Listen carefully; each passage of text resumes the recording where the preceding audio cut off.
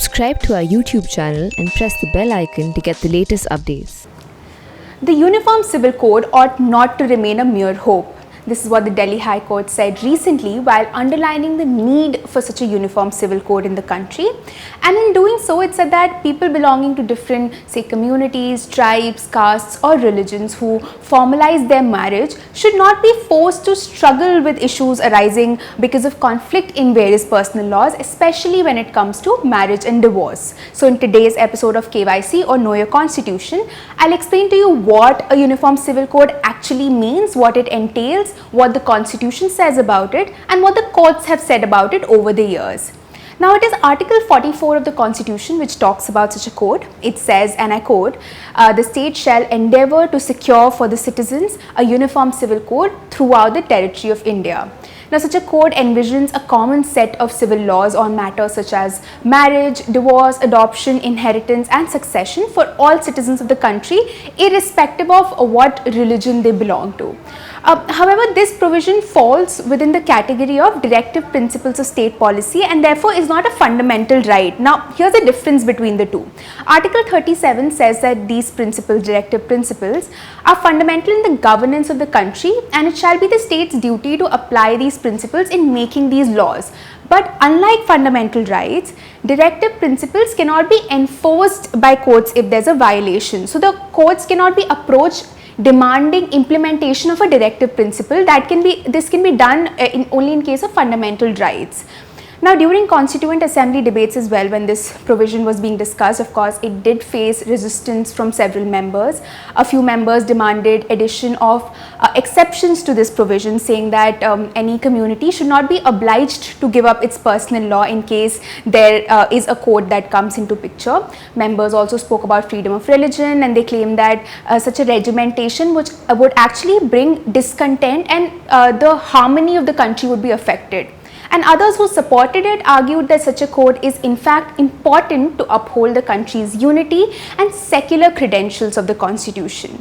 Now, the result of all of this is that criminal laws in India are uniform and applicable equally to everybody, no matter what their religious beliefs are. But civil laws like I mentioned, marriage, adoption, divorce, succession, these depend on the religion of the parties. So, Hindu personal law is, say, largely codified under laws like the Hindu Marriage Act, the Hindu Succession Act, Hindu Minority and Guardianship Act and the Hindu Adoption Maintenance Act.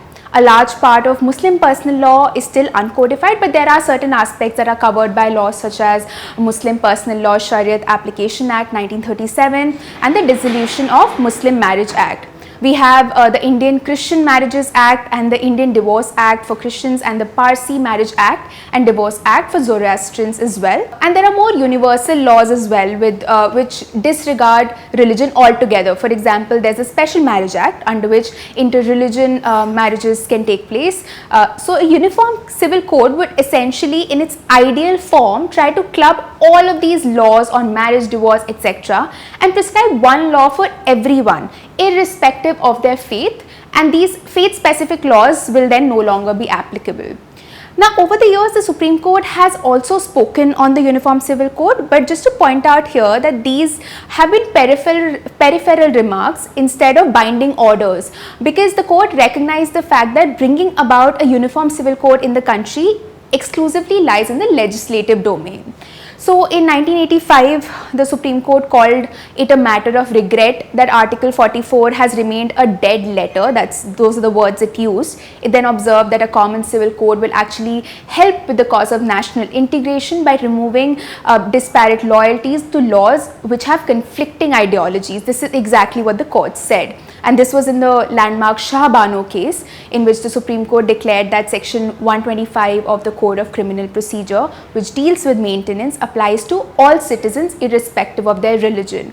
The issue was then highly politicized by then, with then Prime Minister Rajiv Gandhi overturning the effect of the Supreme Court decision by passing the Muslim Women Protection on Divorce Act 1986, which restricted maintenance to Muslim women to the iddat period, which is basically a period Muslim women have to observe after dissolution of marriage, and during this period she can't remarry. Now, similar observations have since been made. They were also made in another 1995 judgment, which you can see on your screens right now. Now, to be sure, there is one state in India that does have a uniform civil code, and that is Goa. So, former Chief Justice of India S.A. Bobde had actually lauded and appreciated this, and he had said that intellectuals who want to have an academic talk on this should, visit the state and learn more about this. Now, in a 2019 judgment as well, the Supreme Court had also described this as a shining example of a uniform civil code, saying that founders of the Constitution had hoped and expected such a code for India, but there has been no attempt at framing one. However, in August 2018, the Law Commission of India took it up and submitted a report saying that uniform civil code is neither necessary nor desirable at this stage. It had also asserted that secularism cannot be contradictory to plurality, so they can coexist. But it acknowledged that there were discriminatory practices within different family laws and personal laws in the country. So it suggested some changes to various marriage and divorce laws across the country that may be uniform across the religions. For example, it wanted the marriageable age for both boys and girls to be 18 years, and that would be applied across different faiths, but of course this was just a suggestion. Now, this report also considered the issue of polygamy. It was of the opinion that polygamy should be made a criminal offence applicable to all communities including Muslims, and it had sort of clarified that this wasn't being suggested owing to a moral position on bigamy or to glorify monogamy, but emanates from the fact that only a man is permitted multiple wives, which it said was unfair.